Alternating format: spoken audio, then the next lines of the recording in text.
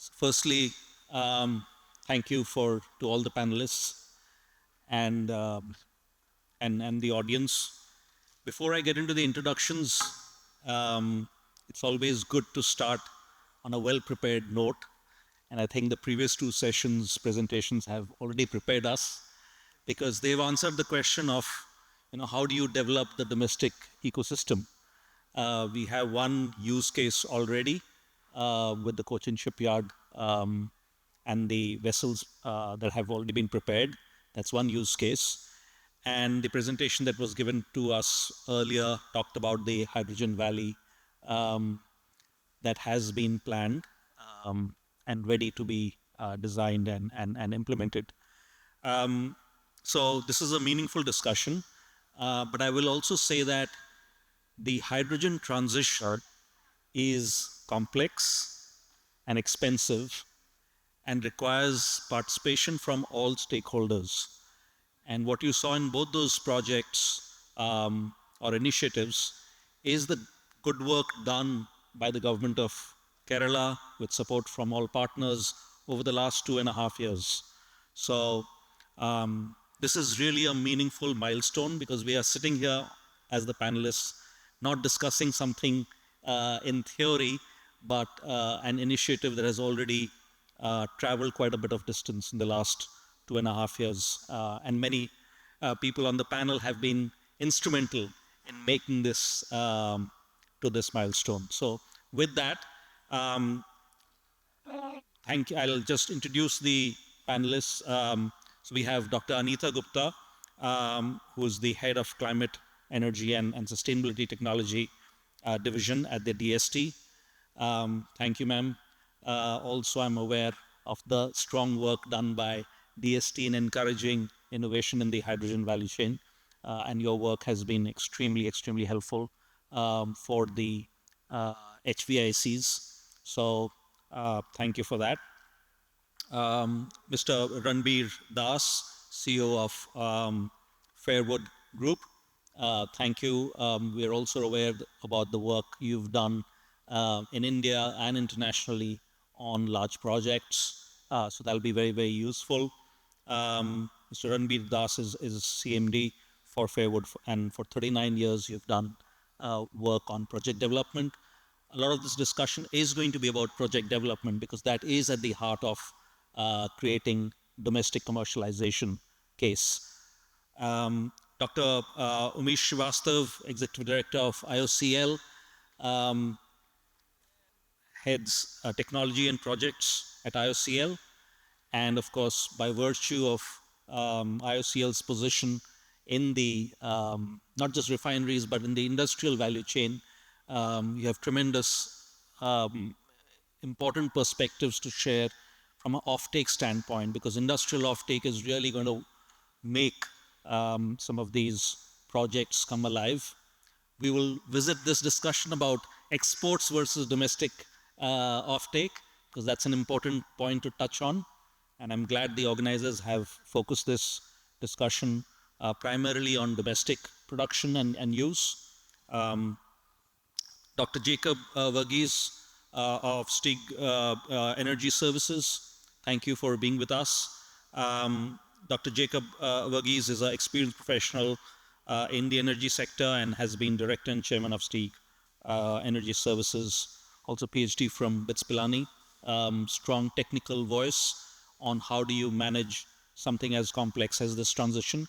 A lot of people miss the reality of how complex this transition is going to be, because there are challenges not only on the technical level, but also from a commercial and a stakeholder perspective, from a regulation perspective as well, which are critical. And some people might view that, we've had discussions around hydrogen for many years. We've had different waves, and even in the last 2 years since the NGHM has been announced, how come we don't have more projects? And part of that complexity is around certification and safety. And I'm glad we have Dr. Venugopal, Joint Chief Controller of Explosive from earlier with PESO, now with us here. because without PESO, we will not be able to sit with any sort of peace of mind, knowing that these industrial projects are running smoothly to certification and safety standards that are required, because we are talking about a molecule that is needs to be um, handled carefully. And I don't want to, and we'll spend a little more time on this. So thank you, Dr. Venugopal, for being with us. Dr. Venugopal is a distinguished chemical engineer with expertise in LPG, LNG, and of course, hydrogen technologies, and former convener of Government of India's PESO committee, also led the regulatory changes for green hydrogen integration. So it's a very distinguished panel.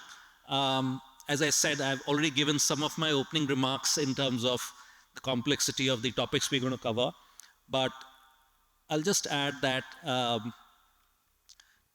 the way we will go about commercializing the domestic use case and consumption for hydrogen can have multiple paths. You can do small pilots and over a period of time scale those up.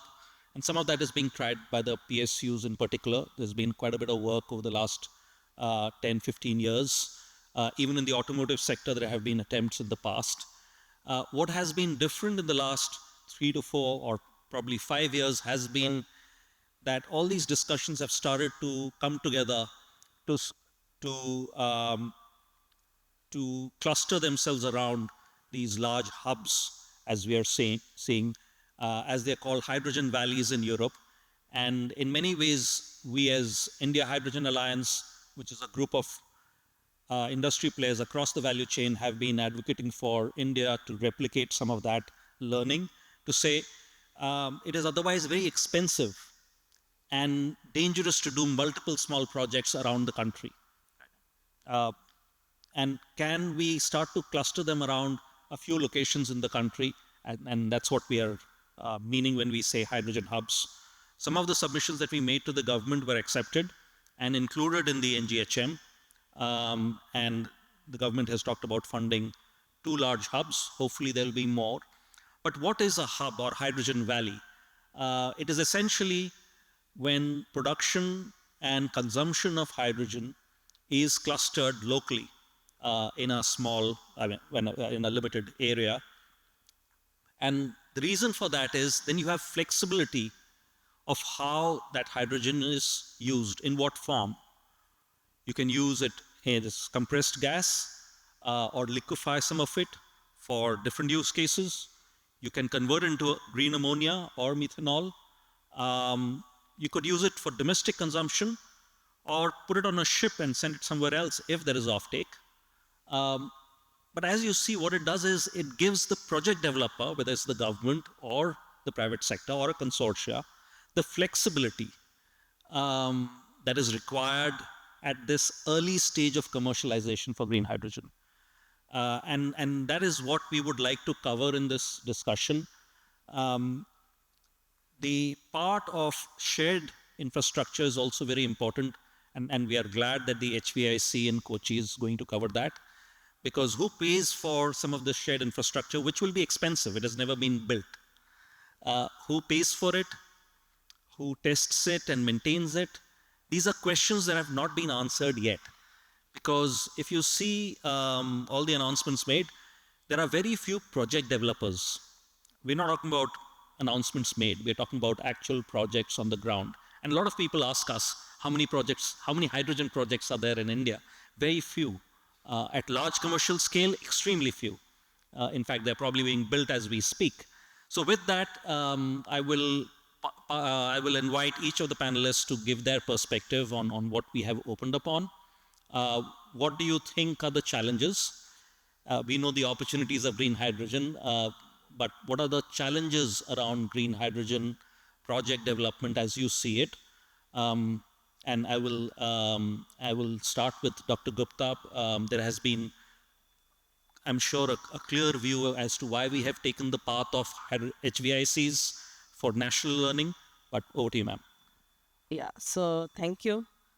See, as I shared in my opening talk also earlier, so like journey from to or shift to any new technology takes a long time, and therefore it's the responsibility of government to come out with a robust and enabling ecosystem to begin with, and therefore incentives and subsidies for large scale deployment of hydrogen projects become crucial.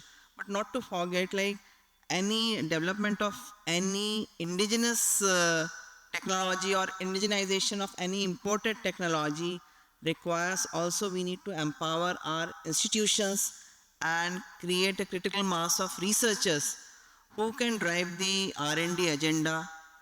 Here in case is the green hydrogen, and therefore the focus is already also to lay a good foundation where we can really spearhead and engage and motivate our researchers to come out with. So when you talked about the hubs, if you create a large scale hubs where you are trying to showcase a successful value chain of hydrogen in terms of how it is being produced, how it is being really stored, and how it is being in terms of end use application as off-takers in a limited, you can say, proximity, say 100 kilometers or 200 kilometers, but it entails, in fact, it's a complex preposition if we are targeting large scale production.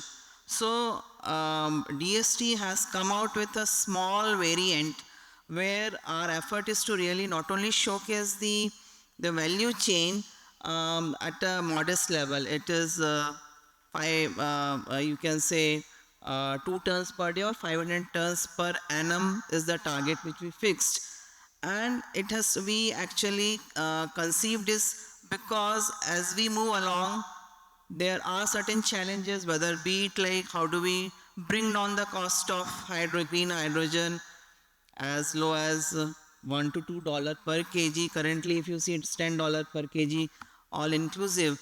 So if that being the case, innovation has to be a continuous part of the entire journey. It is not that whatever has been invented in X lab and then you are trying to really build upon the production or generate, compress. So entire all these aspects have to be on a continuous basis. That's why innovation becomes an integral part of all these efforts. And once you showcase, and it cannot be driven by a single entity. It is beyond R&D, because what you are showcasing in Valley is beyond R&D, where you have to successfully demonstrate how does these value chain work together, what are the challenges in between. You have to continuously and dynamically able to resolve those challenges, at the same time built upon the foundation of innovation. So that was our intent, and therefore we carefully chose, and in order to give flexibility in operation, it has to be built upon, give it a separate legal entity. So not for profit section 8 company was a legal status defined to it, and it has to have consortia partners. So it is, I think all most of the valleys are more than 10 plus consortia partners, a mix of R&D institutes, then from the industrial off-takers as well. And in some case, what we have tried to really put up this on-site where the off-takers are. Like in Pune, we are trying to put it in the site because the end uses fine chemicals. So on the site of chemical as well. So these are still, as of now, as we speak, is only on the, you can say, drawing board stage. Once we give and we'll come to know more challenges, but although DPRs have been prepared, they have been examined and evaluated, and that's how we could figure out based on the all metrics and the preparedness, the 4 values carefully chosen and different. It's a good geographical mix from the India side as well as the mix from the off-takers side as well. Variety of applications are being targeted for HVICs, but ultimately it has to work as a living lab. A living lab where you could demonstrate the way hydrogen is getting produced, and initially many electrolyzers, they are being imported, but progressively it has to be indigenized. So what local value addition and all the, but if you see NGHM, currently the ecosystem is also getting prepared in terms of safety, testing, all infrastructure has to be really geared up and come to that expected level where we are trying. So our DST intent is go beyond R&D, showcase, pilot it, demonstrate it, so that it becomes, you can say, confidence building exercise for industry for a wider adoption, what we are targeting, be it 2030 and beyond. So that becomes an initial, you can say, effort from DST side. So that's at least be a part of and enable our innovators, researchers, and industries to navigate the valley of death. So that's the, we are initial, you can say, VCs, you can say, or risk takers, along with all those who have conceived these kind of projects. Thank you, ma'am. I love the way you said venture capital investors or seed capital investors. Since you talked about offtake a couple of times, so Dr. Umish Srivastava, you can single-handedly sort of create the hydrogen ecosystem as IOCL by virtue of the volume of green hydrogen you can offtake. Obviously, it's expensive, but if I could ask you to provide the IOCL perspective, but also give everybody else a perspective from the refiner's side. Because clearly you have an outsized role to play, fortunately, unfortunately, as a leader. So over to you, sir. It's not unfortunately as a leader. It's always fortunately as a leader. Good evening. See, hydrogen is not new to the industry, to India also. Even today, we as refiners are the largest producer of hydrogen and consumer of hydrogen for the last more than 5 decades. We are using a lot of hydrogen in our refining operations. So is the fertilizer industry. They are making their own hydrogen and using it, and they constitute the another big chunk of hydrogen. So far as Indian oil is concerned, we have been making that hydrogen, which now we call as grey hydrogen, because we make it through steam methane reforming process. And we make in huge quantities, tons of hydrogen on a daily basis. At Indian Oil, we always believed in the power of hydrogen. It is last 2 decades, we have invested into hydrogen research so far as the ecosystem is concerned. And I'm really happy to let everyone know here today that the first hydrogen dispensing station of the country was set up way back in 2004 at Indian Oil Research Center in Faridabad. Since then, we have been using hydrogen for mobility application, and that is how we thought the hydrogen can find a lot of use in mobility, which was not there. We started first mixing hydrogen into natural gas, CNG, and using in the IC engines. We've done a lot of research. Then we did a big 50 buses we ran in Delhi NCR on CNG, HCNG mix. And at the same time, we are trying to bring all the players together who can enable hydrogen economy so far as mobility is concerned. Coming to the industrial part of it, as I said, hydrogen was in use. The only new thing which has come up now is greenness to it. How green it is again the whole effort of all the researchers and the industry that we are talking of. And in the mobility, of course, hydrogen was not there, and we always believed that hydrogen is a no-emission fuel. If it can be used in mobility application, it will really be a wonderful thing. And now that with the launch of the green hydrogen mission and a lot of awareness about hydrogen, we believe that very soon green hydrogen will be used in the industry as well as in the mobility application. I'll not talk of the research part. Of course, I'll take moment to touch upon that. But before that, let me come to, we are an industrial research organization. Indian Oil Research is a commercial research organization. We do anything that market demands. Don't go too much into the basic research aspect of it. Though we are trying to work even on the photoelectrochemical splitting of water as a basic research project in our center, but we are focusing on, Madam said today green hydrogen will cost about $10 per kg. So to bring down from that $10 per kg to $2 per kg, at least we believe electrolyzer may not be the route. Electrolyzer may not be the answer. Of course, the field is wide open. Everybody is trying their own ways and means. So is Indian Oil R&D. And we believe that biomass to hydrogen in a single step gasification process, in which we have tasted a lot of success of late, can be an answer to green hydrogen. And at the same time, I really fail to understand this definition of green hydrogen, because they say it is something that produces only 2 kg of CO2 per kg of hydrogen to be produced on a LCA basis. How can that be possible through electrolyzer is, I would be happy to understand that. But we feel the bio route can have that answer, because that hydrogen or the carbon dioxide is a biogenic carbon dioxide, and it can be accounted for. Today, Indian Oil is catalyzing the green hydrogen movement. We are running 15 hydrogen fueled buses in collaboration with Tata Motor in Delhi NCR. We have set up a second hydrogen station in Gujarat, where Mr. Dr. Rao was there. He was instrumental in getting that station on ground. And as I said, Indian Oil was active for the last 2 decades, and it was always this chicken and egg situation.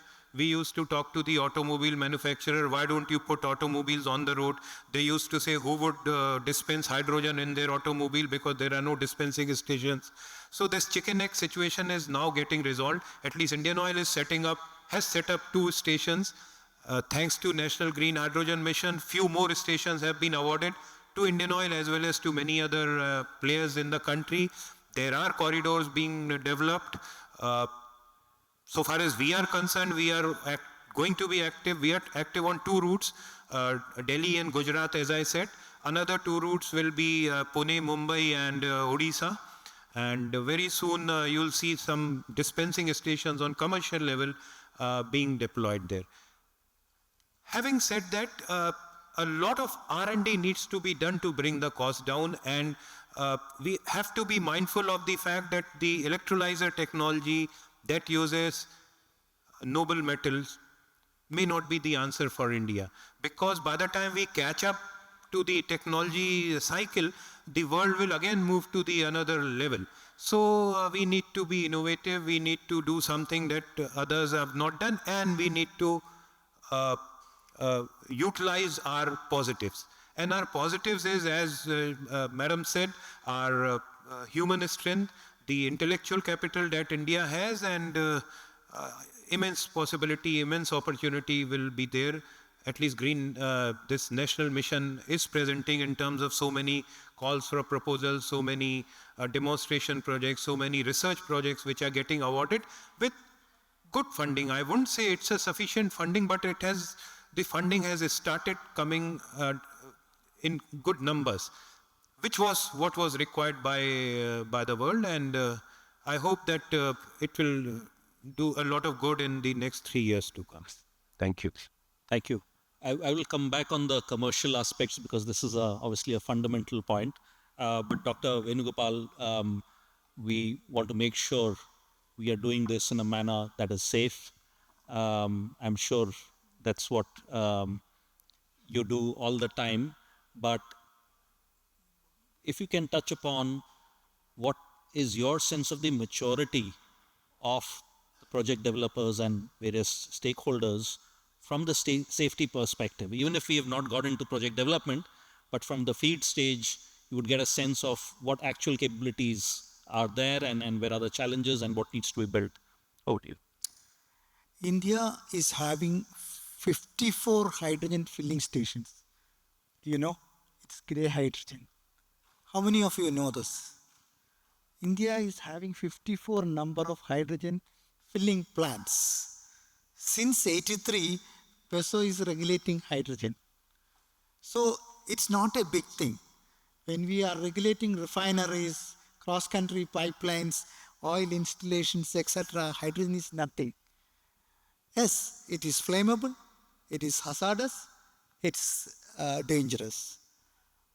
But it doesn't matter for an organization of PESO, 125 years organization, to look into this. Because we are dealing with explosives, we are dealing with petroleum, we are dealing with compressed gas and other things. So that will not be the issue. The issue is that how to create an atmosphere of safety in any projects. So we'll have to be from the day one. That's what the Indian Oil, BPC, HPC differs from other companies. They have a safety policy wherein from the drawing board, they design the safety aspects in every aspects. When they submitted a drawing to PESO or factory inspector or pollution control board, they will see to it that first their safety is assured. So for the growth of hydrogen, as the chair said, safety is required. Once any accident happens in an outlet or a compressed storage or a pipeline operation or a fueling station, that bad image will exist for a long time. That's why PESO has been instrumental when they give the approval in the initial stage itself, whether the safety aspects has been considered by the concerned companies. So what we do, or any statutory authorities do, in putting up a hydrogen station or hydrogen storage or hydrogen transport system in the country, there are 4 regulators coming into the picture. So all the new or coming hydrogen people, please consider, if you are going to store the hydrogen in a compressed cylinder, you will be under the gas cylinder rules under the Explosive Act. If you want to store hydrogen liquefied in a pressure vessel, you will be under SMPV rules, static and mobile pressure vessel, unfaired rules. So you will have to take a license under that one. Please note, your electrolyzer will be exempted from the purview. Once the hydrogen has been produced, then from there only the PESO's role will come. Once the hydrogen has been produced, when you transport it to a pipeline, we will come into the PESO will be coming into the action. Storage, filling, transportation, dispatch. And where it is coming, that also will be coming into the PESO ambit of rules. So I was the first officer of the country to give the Indian Oil's first LPG LF hydrogen dispensing station. I granted that license to Indian Oil. As the executive director said now, it was defunct for so much time. The chair said we are to push up the hydrogen inflow. We have to push the market on. But you see, I gave the license in 2022, but they didn't use for almost 1 year. Now only it has restarted it. You know, that's the biggest hydrogen dispensing station in the country. The Baroda Indian Oil's dispensing station. Very big one, having a compressor capacity of 35 kilogram per centimeters compressor. Whereas the Reliance Jamnagar compressor is only 2.5 kilograms per hour. So a Reliance outlet will take 6 hours to fill a bus, whereas 20 minutes the Indian Oil outlet will fill the hydrogen. So that's the difference, because the scarcity of equipments. For example, hydrogen compressor was not available in the country now. So what happened is IOC sourced the hydrogen compressor from abroad. But Reliance is reluctant to source that one, even though They are having 24 buses with them. So similar is this. We have to source the solar energy to produce. Otherwise, it is not green hydrogen. So how much cost it will be coming? Then, after all, the production, storage, then usage. And at the end of it, every year, the hydrogen systems has to be tested. The cascade cylinders has to be tested. The composite fiber cylinder type 4, that's the newest cylinder coming.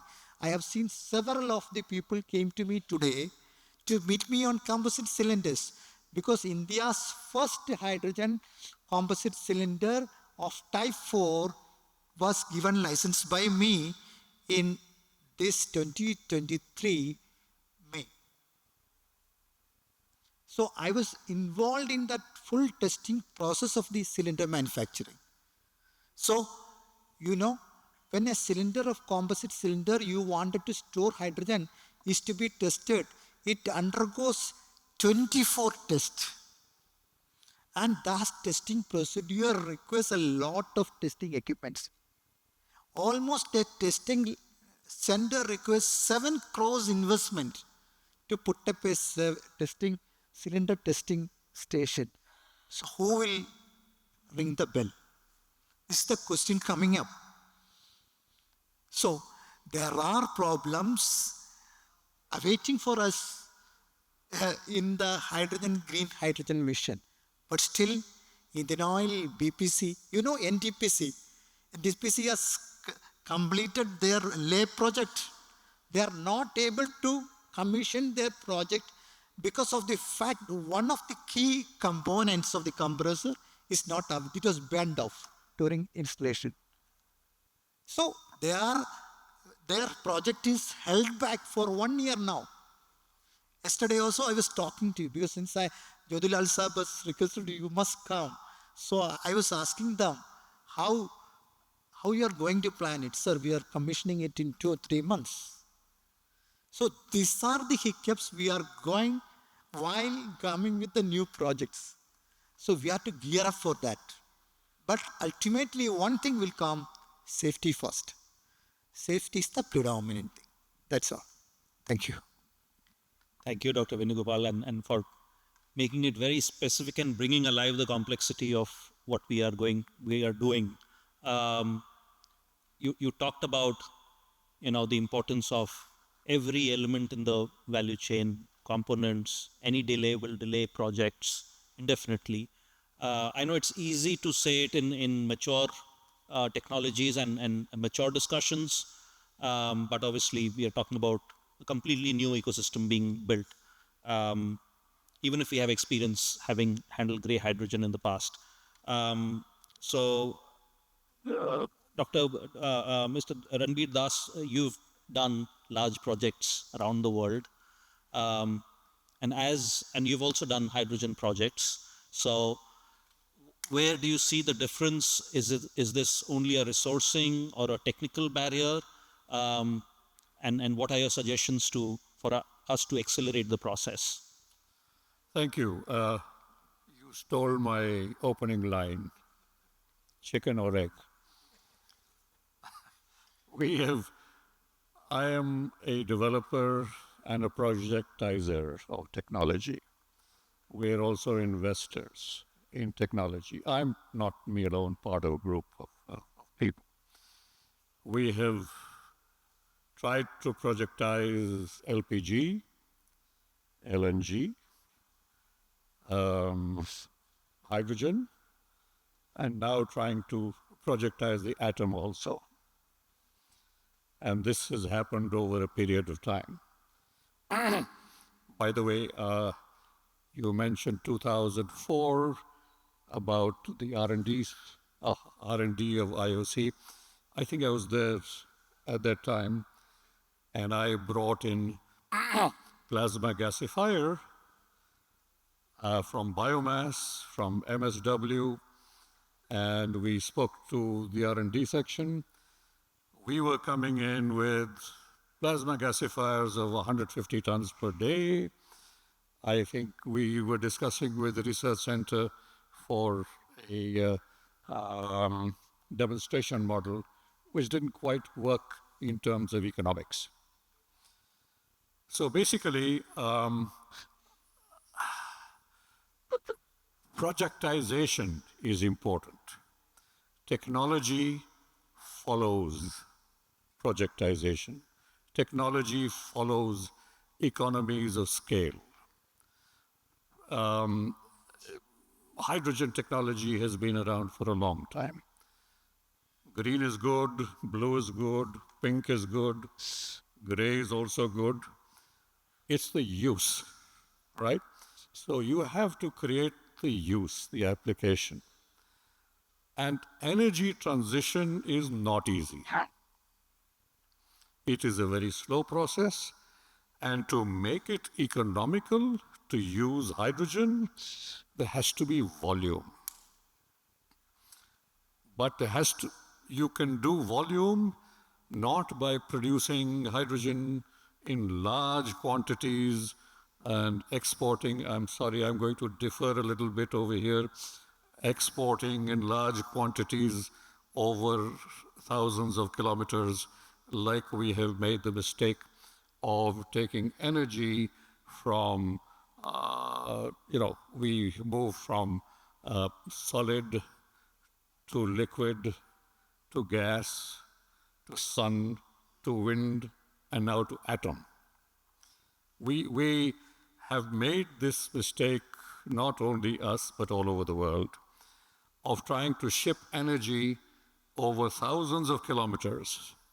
So when a wellhead in the shale basin produces gas at 90 cents per MMBTU or oil, and you sell it for $70 or $100, you are increasing the cost exponentially. So I believe in distributive energy. Create not 17 valleys, create 1,000 of them, small ones. This is what gives the force multiplier and therefore economies of scale. Hydrogen will then not become $10, it'll become $1 if you do that. But then you have to find applications. And applications are plenty. You just have to be able to develop the market. Let me just stop here a little bit. I am running a urban mobility company headquartered in London, which is Autonomous Urban Mobility. I've had talks with the champion and rock star, Mr. Jyotilal here, of connecting 10 cities along coastal Kerala and distribution with autonomous mobility on hydrogen. I made a proposal to Delhi-Mumbai Industrial Corridor when it was announced. We estimated the amount of MSW and agri-waste for plasma gasifier extraction into hydrogen. And that didn't quite work. So what I'm saying is distributive energy with distributed demand, and there's plenty of demand as long as you localize production, especially for hydrogen. Localize production and localize application. That will be a force multiplier. I think it is going to be an error to mass produce thousands, millions of tons of green hydrogen and try to send it across the world. Hydrogen can be produced anywhere in the world, more or less.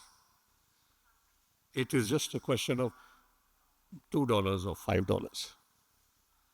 So I don't see the rationale of doing this. Just one more a comment I'll make. Energy has created empires. Energy creates geopolitics. Energy creates wars. And when you have somebody saying, drill, baby, drill, that is a setback. You have to localize, and you have to produce locally and administer locally. What we are doing now is, of course, my cars in my mobility currently use lithium-ion batteries, but I would love to use hydrogen for longer distance, longer applications. So it's a slow process, but it is possible, and we're still trying to do it. I have been in love with hydrogen since 2002, when Mr. Ratan Tata wrote the hydrogen plan of India. And I went to the ministry in 2005, and I said, can I have a look at the plan? I'm sorry to say nobody knew where it was. And he said in the plan that by 2020, 1 million cars will run on hydrogen, if you remember. So projectization is very important, but set default settings, which means you cannot do this, you can only do this as policy, so that you are forced. And then private sector comes in, because it then becomes competitive if you set default settings in areas which use bad energy. From the last 125 years, bad energy has not disappeared, because there's vested interest in legacy infrastructure. People will not that easily change. And these are my comments. Thank you. Dr. Verghese, you've been deeply scenarios, etc. So your perspective, as we bring this closer, we know this is going to be complex. I think the panelists have touched upon all of that. There are some great views which look at it a little differently, which is something to keep in mind. But over to you, where do you think are the hurdles? We've talked about some of that offline, but I think it's time to move this discussion to some of the things that we can solve together. So over to you. Yeah. So let me thank you first, for giving me this opportunity to speak today, particularly to Mr. Jyoti Lal for allowing us to assist Enert to develop the DPR for this hydrogen valley. Because Siddharth Jain, who spoke before us, he outlined, what are the potential which exists in the state. And then he left it to us to do the matchmaking between those who produce and those who consume. And of course, everybody we met said that they would produce, and everybody we met said they will consume. We never had a talk about at what price, because that was too early a question to ask. Anyway, we put it together, and on the hope that Kerala could compete for the I don't want to call it subsidies, as you said, venture capital, which the government of India would provide. And of course, I'm very happy that Dr. Bhardwaj was mentioning that Kerala is one of the chosen states for this valley funding. And of course, everything about production is known with the technologies which we have. And there's also considerable experience in India, as was said by Dr. Srivastava and others, in the use of hydrogen. So there's no skill problem, let's put it that way. There's no skill problem in operating a hydrogen plant, a compressor, or anything like that. We in the power sector, as some of you probably know, do run small hydrogen plants to do generator cooling, hydrogen cooling of the generator. So we know how to operate the plants. It's not that complex. We are operating gas turbines at Haldia Petrochemicals, which have almost 50% hydrogen with the gas. So hydrogen is not a mystery for anybody. Though I was a bit scared today when that vehicle crashed, whether there would be some problem with the hydrogen which was inside it. But anyway, I think the situation now is that like we have in Kerala, I don't know how it is in the rest of the country, but in Cochin, much before you fix the marriage between two people, you book the hall. So we booked the hall, and we said we want to have this hydrogen valley, and we want to have people who produce hydrogen, we want to have people who consume hydrogen, and there are people like Mr. Shankar who offered to put up facilities here. And then I think, Mr. Shankar, you said the dowry is not enough.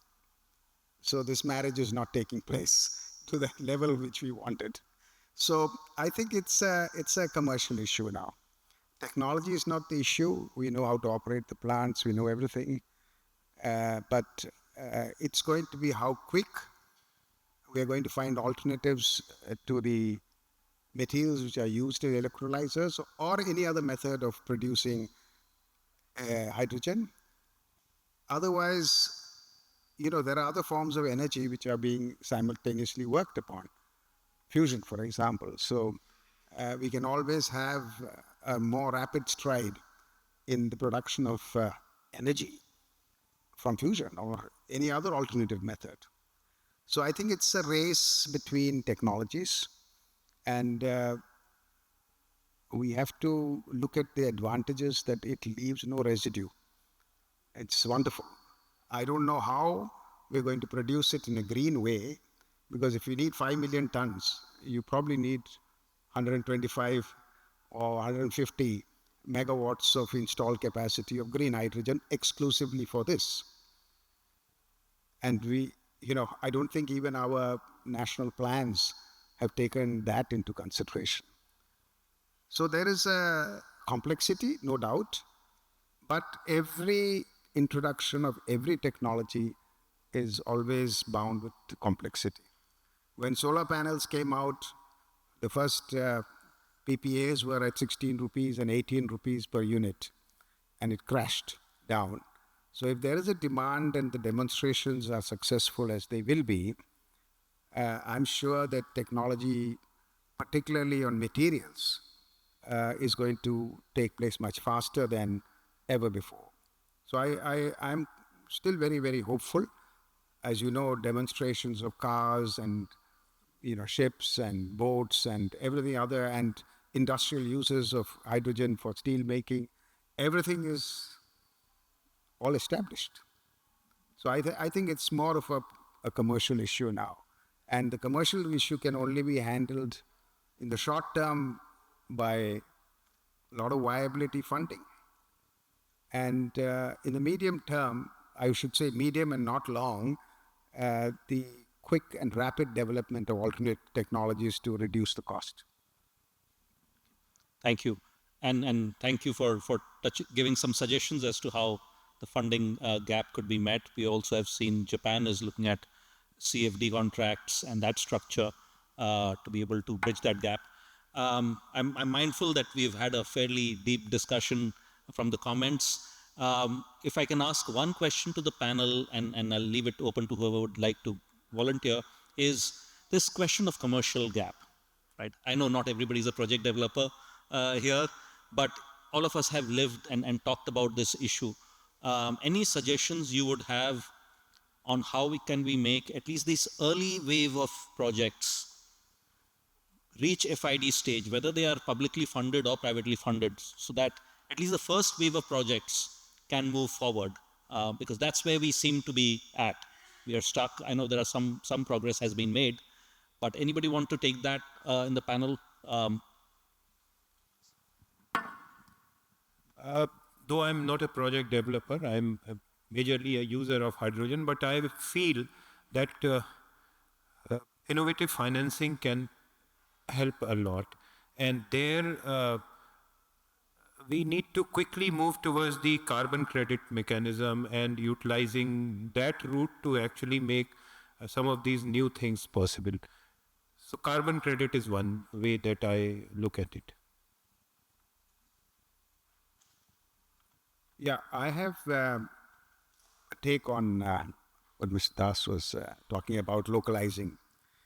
I think there could be focus instead of spreading the subsidies too thin, or venture capital, if you want to put it that way. Look at local requirements and look at the alternatives which are available.